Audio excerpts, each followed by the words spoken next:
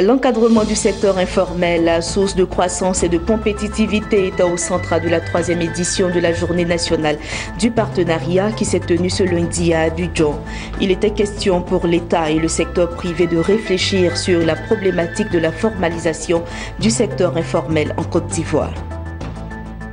Des experts issus des pays de la CEDEAO sont à Abidjan pour prendre part à un atelier sur la validation d'un rapport sur les systèmes d'information des marchés régionaux.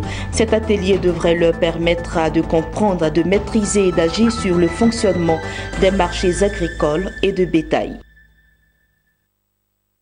Mesdames, Messieurs, bonsoir et merci de nous suivre sur Business 24 Africa. La 3e édition de la Journée nationale du partenariat État-secteur privé s'est tenue ce lundi à Abidjan. Thème de l'édition 2017, encadrement du secteur informel, source de croissance et de compétitivité. Il s'est agi de réfléchir sur la question de la formalisation d'un secteur informel engrangeant d'énormes ressources et employant des milliers de personnes mais très peu contribuables à la fiscalité. Maxoubi et Marusséry nous en disent plus. L'État et le secteur privé, deux acteurs importants de l'économie du pays, se retrouvent ici au Sofitel Ivoire pour réfléchir sur leur vision partagée et complémentaire pour le développement de la Côte d'Ivoire. Nous sommes à la 3e édition de la Journée nationale du partenariat État-secteur privé, ouverte autour du thème « Encadrement du secteur informel, source de croissance et de compétitivité de notre économie ». Il s'agit de réfléchir sur la transition du secteur informel vers un cadre plus formel pour un développement plus inclusif en Côte d'Ivoire. En général, nous voyons au niveau du secrétariat que les opérateurs se plaignent beaucoup de la pression fiscale. Mais la pression fiscale, vous avez entendu pendant les allocutions qu'il y a très peu d'opérateurs qui participent à l'effort fiscal qui permet de financer le développement. Donc on s'est dit qu'il faut qu'on vienne regarder un peu le secteur informel qui doit vraiment enrichir l'assiette fiscale pour que la pression soit moins forte, pour que la pression soit élargie sur l'ensemble des opérateurs. Je pense que pendant cette journée, les opérateurs ont l'opportunité de côtoyer des directeurs d'administration qui n'ont pas l'habitude de voir et de discuter dans un cadre beaucoup plus convivial. Je pense qu'au sortir d'ici, chacun sera rassuré que c'est ensemble qu'on doit avancer. La JNP 2017 a débuté avec une conférence inaugurale qui a décliné les réformes clés du gouvernement visant le développement du secteur informel. Une réalité duale se dégage de l'analyse de l'économie informelle, à savoir une activité informelle de subsistance qui fait office de filet de sécurité face à l'insuffisance de l'offre d'emploi du secteur formel. Une activité informelle générant d'importants revenus, semblables aux entreprises formelles en termes de volume de vente et de niveau d'activité, mais aux méthodes de gestion et d'organisation similaires à l'informel de subsistance. Les principaux enjeux de leur migration vers le formel sont à la fois sociaux et économiques. Ces enjeux concernent la création d'emplois de qualité, bien rémunérés et respectant les droits sociaux des travailleurs. À la suite du Premier ministre de Côte d'Ivoire, le président de la Confédération générale des entreprises de Côte d'Ivoire, ce jeudi, Jean-Marie Aka, a salué l'impact des réformes de l'État sur le secteur privé. Il n'a pas manqué de relever les attentes des entreprises. Dans l'économie dite informelle, on retrouve des entreprises qui n'ont pas d'immatriculation juridique et qui sont de facto inconnues des registres et services publics, n'ont pas d'immatriculation fiscale et ne contribuent donc pas à l'effort fiscal, même si quelquefois elles s'acquittent de taxes communales et locales, n'ont pas d'immatriculation sociale et par conséquent ne permettent pas à leurs travailleurs de bénéficier d'une couverture sociale prenant en compte la couverture des risques professionnels et la garantie du versement d'une pension à la retraite, ne tiennent pas compte de comptabilité, rendant ainsi difficile l'évaluation de leur contribution réelle à la création nationale de richesses. Que le développement économique de notre pays ne peut se faire sans exploiter de façon optimale l'énorme potentiel de création de richesses et d'emplois que représentent les entreprises dites informelles. Formaliser les activités du secteur informel, le sujet a vu l'adhésion de nombreux professionnels. Reste qu'ils attendent encore des mesures plus vigoureuses en ce qui concerne les appels d'offres et la solution à la question du financement des PME. Mais il faut plutôt accompagner ces jeunes en créant les conditions. Donc je pense qu'il faut que l'État crée un cadre de dialogue entre les jeunes entrepreneurs et je peux dire les groupements. Aujourd'hui, l'État a fait un effort pour le secteur informel au niveau du Carité en Côte d'Ivoire. Mais le plus gros enjeu reste aujourd'hui l'enjeu du financement. Il faudrait que l'État aujourd'hui crée des conditions favorables pour que le secteur informel et le secteur des petites PME soient accompagnés financièrement par des banques et des structures financières qui veulent vraiment que nous soyons véritablement la locomotive de l'économie ivoirienne. Au jour d'aujourd'hui, on ne peut avoir accès à un marché que sur appel d'offres. Or, on peut faire un appel d'offres et puis perdre. Il y a beaucoup d'entreprises. Donc, il serait mieux que l'État puisse revoir un peu la politique de part de marché. Les 20% ou les 30% qui sont alloués aux entreprises locales doivent être et encore réétudiés. Il faut faire de telle sorte que chaque année, une entreprise ait au moins un marché pour lui permettre d'avoir une certaine visibilité. Mais quand il n'y a rien du tout et que tout est sur appel d'offres, eh bien il y a des entreprises qui restent 2, 3, 4 ans sans marché et ça pose véritablement problème. La journée nationale du partenariat État-secteur privé a également donné lieu à des distinctions, notamment de Jean-Kakou Diagou, président du groupe NCA, ancien président du patronat ivoirien, et Nicolas Djibo, ancien président de la Chambre de commerce et d'industrie. Ces vétérans d'organisations patronales ont reçu des prix spéciaux pour leur contribution au dialogue entre l'État et le secteur privé. Abidjan abrite depuis ce lundi un atelier sur la validation d'un rapport sur les systèmes d'information des marchés régionaux. Ces travaux devraient permettre aux experts venus des pays de la CEDEAO de comprendre, de maîtriser et d'agir sur le fonctionnement des marchés agricoles et de bétail. Mon désir Nascimento Odjifini.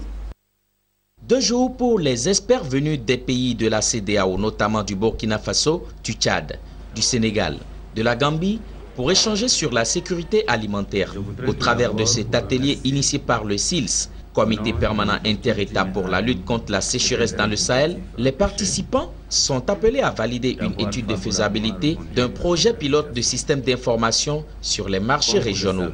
Un projet qui permettra d'avoir un complément de données afin de maîtriser et agir sur le fonctionnement des marchés agricoles et de bétail. C'est d'analyser la première étude qui a été et de la valider. Donc nous avons toute l'expertise régionale présente ici pour nous dire si effectivement l'évolution des SIM de première génération vers les SIM de deuxième génération se fait en prenant en compte l'ensemble des paramètres régionaux qui sont en notre spécialisation aujourd'hui afin de permettre aux acteurs de marché de bien jouer leur rôle. Pour le représentant du ministre ivoirien en charge de l'intégration, Stéphane Akangui, l'information est la pièce maîtresse dans la prise de décision. Il a souhaité que cet atelier contribue à rendre disponibles les informations actualisées, fiables et exactes afin que les producteurs agroalimentaires, les acheteurs et les ménages puissent en tirer plein profit. Nos pays, les pays du SILS de manière générale, sont des pays pour lesquels l'agriculture est un pan important de leur économie. Et donc il est important que tous les acteurs qui travaillent dans le domaine agricole aient des informations fiables. Et c'est le cas depuis très longtemps. Nous avons des systèmes d'information des marchés. Mais avec les TIC, avec l'évolution des choses, on a jugé pertinent de faire évoluer ces systèmes d'information des marchés. Donc grâce au SILS, nous avons eu les ressources pour élaborer une étude de faisabilité pour ce qu'on appelle un système d'information des marchés de deuxième génération.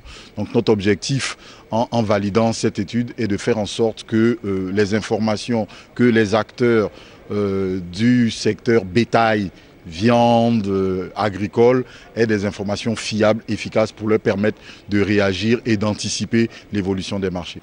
Le SILS, Comité permanent inter-État de lutte contre la sécheresse dans le Sahel, est la branche technique de la Communauté économique des États de l'Afrique de l'Ouest, CEDEAO. Il s'est assigné entre autres la mission de surveiller la sécurité alimentaire de 17 pays du Sahel et de l'Afrique de l'Ouest. Ces pays membres et partenaires se réunissent lors d'ateliers régionaux et utilisent les données pour faire le point sur l'agriculture et la sécurité alimentaire.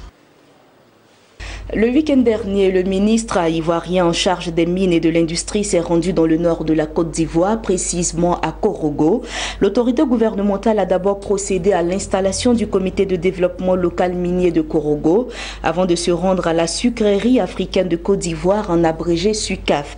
Une étape qui lui aura permis d'échanger avec les responsables de la SUCAF sur les perspectives du groupe. Marie-Josée Kwasi.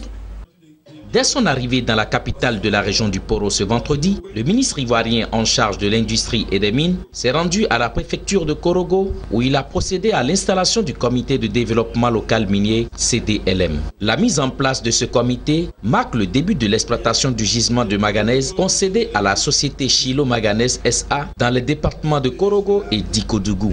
Le comité a été créé par le code minier, par la loi minière, le code minier de 2014. Qui crée un comité de développement local minier qui est présidé par le préfet de région ou du département et qui comprend les élus, le président du conseil régional, les maires, les députés, les membres du corps préfectoral et puis aussi les villages impactés, les organisations de jeunes, les femmes. Pourquoi? Parce que quand une mine est en production, une partie des ressources qu'elle dégage, on a dit 0,5% de chiffre d'affaires, c'est la loi qui le dit, doit aller pour financer les activités de développement local. Le comité de développement local minier CDLM est, faut-il le souligner, composé des membres du corps préfectoral, un représentant de la compagnie minière, des élus locaux et des représentants des populations des villages identifiés comme devant être impactés par les activités minières. Peu après, le ministre s'est rendu au complexe sucrier SUCAF de Ferké 2, à une quarantaine de kilomètres de Korogo, où il s'est fait une idée des installations impressionnantes de la structure, s'engageant au nom du gouvernement ivoirien à faire en sorte que les activités de la sucrerie africaine de Côte d'Ivoire SUCAF CI se pérennise. Et nous avons été vraiment très impressionnés par ce que nous avons vu. Donc vraiment les féliciter, les encourager à poursuivre. En 1997, il y a eu un dispositif pour protéger les entreprises de sucre contre les importations frauduleuses. Et donc la protection a été renforcée en 2007. Et c'est cela qui permet à la société de poursuivre son développement. Donc l'État vraiment veille à ce qu'il y ait une protection adéquate pour le secteur de la production industrielle. Notons que les deux sites Ferké 1 et Ferké 2, propriété de SUCAF, récoltent en ce moment plus d'1 million de tonnes de canne pour une production de près de 105 000 tonnes de sucre.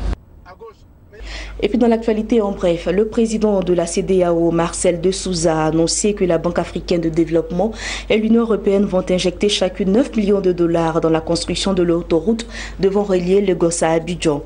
Ce corridor Abidjan-Lagos qui devrait traverser 5 pays de la région dont la Côte d'Ivoire, le Ghana, le Bénin, le Togo et le Nigeria desservira les ports maritimes locaux où transitent environ 90% des exportations et 60% des importations de la sous-région.